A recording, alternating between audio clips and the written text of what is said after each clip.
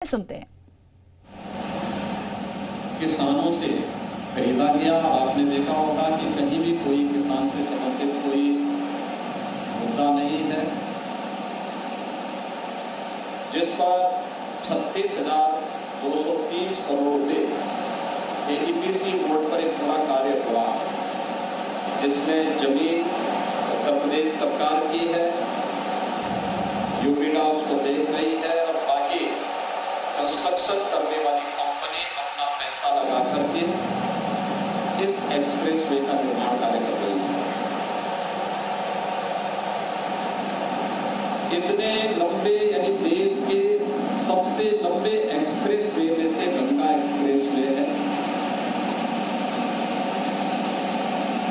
4 package में कार्य चल रहा है।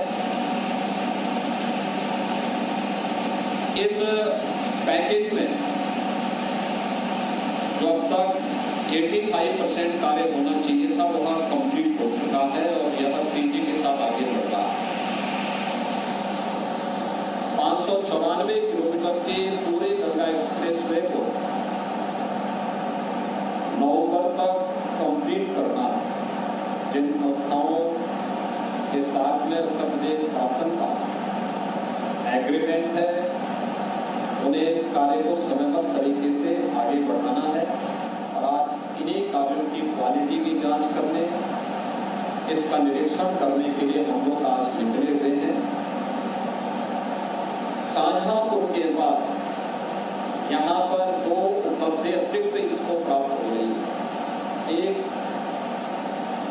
इंटरनेशनल मानक केंद्र एयर स्ट्रिप का निर्माण, लगभग 3.5 किलोमीटर लंबी एयर स्ट्रिप यहाँ शाहजहांपुर में बनाई गई है, जो इमरजेंसी के दौरान किसी भी समय में यहाँ पे फाइटर विमान को या किसी भी एरोप्लेन को लैंड करने की फैसिलिटी इस एक्सप्रेसवे पर उपलब्ध करवाई गई है।